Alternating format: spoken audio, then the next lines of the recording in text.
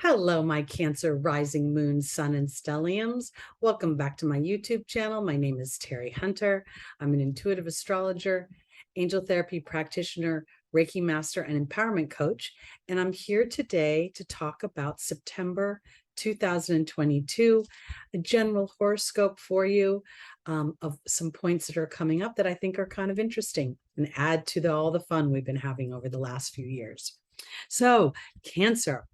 The first thing that I want to talk about for September 2022 is Mars moving into Gemini.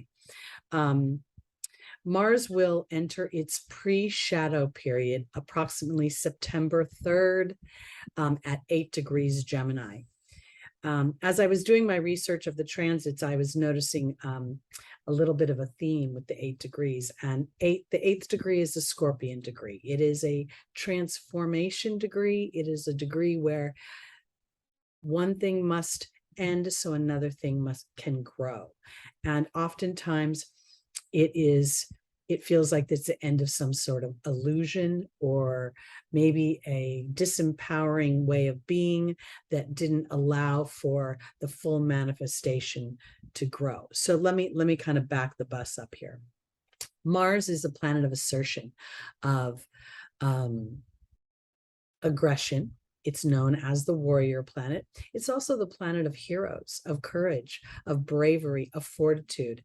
I can't help but think if you're breaking new ground somewhere, you better be pretty tenacious and have a lot of drive in order not to give up. And these are kind of the great things about Mars. Now we have Gemini being your 12th house, which is the house behind the first house. The 12th house is the house of undoing, self-undoing. So we could have a dynamic here where Cancer has gotten into a loop of thought. Gemini rules our thoughts, what we teach through our speech, what we think about, what we read about, how we interact with our communities. Gemini would be the one that would talk about their problems and look for common experiences with common people. And this is where I think this 12th house activity could feel a little like it's an undoing energy, because it's not really serving your highest and greatest good to look at where you have been. The 12th house rules ancestors. There is an element of past life history attached. It's the house where we visit before we go back out of the physical and into the collective. So to me, there's going to be an accelerated for Cancer, an accelerated feeling of my thoughts wanting to, some of my resentments may be growing a little bit. I may be feeling more as if I have something to say and I can't get it out. And I want to offer it this way, because as you allow this retrograde to give you a period of, because the retrograde starts October 30th, 2022. It will go all the way. Mars will be retrograde in Gemini until January 23rd, 2023. Sorry, that was January 12th, 2023. And it will be in its post-retrograde shadow period until almost mid-March. So this is a very, very long period of time for Mars to think about how it asserts itself and to start to think, am I asserting myself too aggressively from a place of feeling unsure, of feeling I'm not sure that this manifestation will happen. I'm not sure that my dreams will come true, because I think that the most powerful thing for Cancer during this period of time is to start to kick in the law of attraction, to start to think of yourself as a magnet that brings things to you. So your assertion doesn't come from trying to make something happen because you got out and pounded the pavement, or you made all those sales calls, or you went and looked for a new dynamic. I feel like this is a really powerful time for you to take the spiritual dynamics of the 12th house, where you can go into meditation or go into a private moment, private time, to really allow your dreams to expand and to grow without the parameters of what you already know that you've experienced. This is very powerful for ultimate transformation, because what's going to happen is Mars is going to go, and it's going to go all the way through Gemini and get up to the 25th degree, which is the Martian degree, the Aryan degree. Then it's going to go back. Let me be more clear. Cancer. Mars is going to travel all the way to the 25th degree of Gemini before it retrogrades back to the 8th degree of Gemini. And so for me, this is, again, the 25th degree has an Aryan element to it. The 8th degree has a Scorpion element, and it gives me an opportunity to see how I assert myself and transform that assertion into something that attracts all the things that I want and all the resources that I need in order to move my story forward. This is very, very powerful. We have on the 5th, Venus is going to go into your 3rd house of Virgo. And the 3rd house naturally rules our everyday activities. It rules our roadways, our escalators, our communities, our neighborhoods, our teammates, our workmates. This 3rd house is Virgo for you.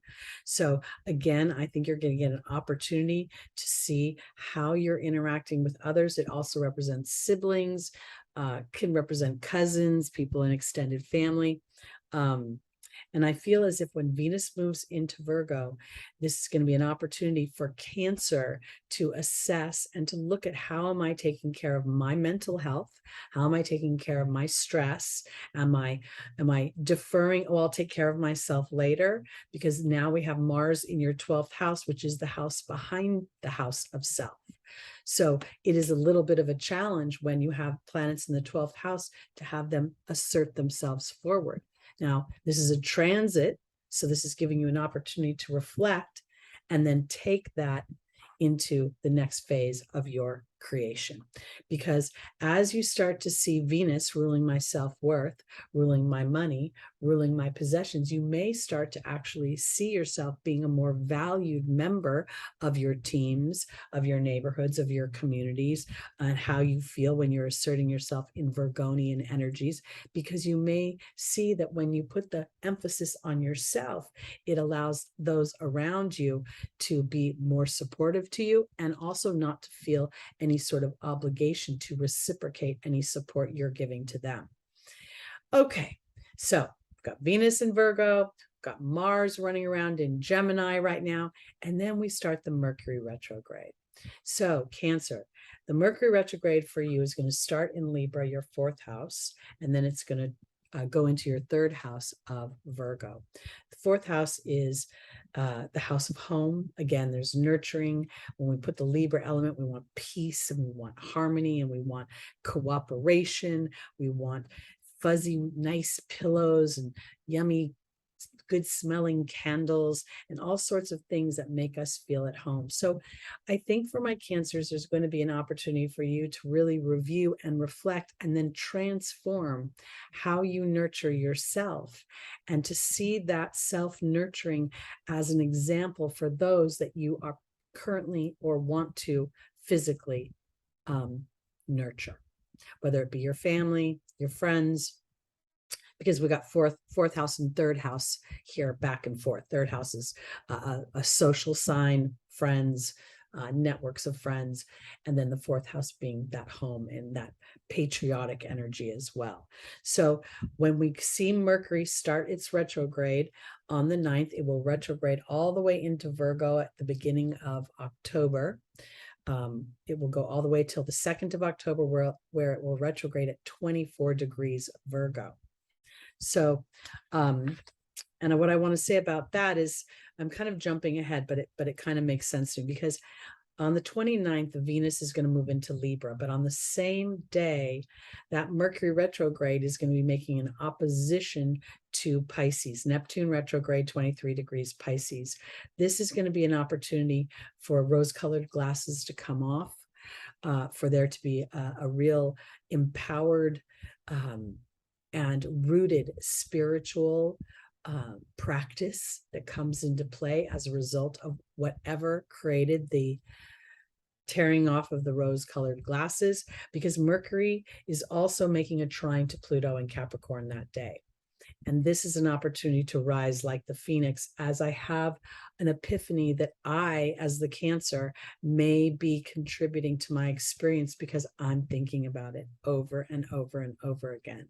And I can't really seem to incorporate a new idea. And that being so is how I am co-creating.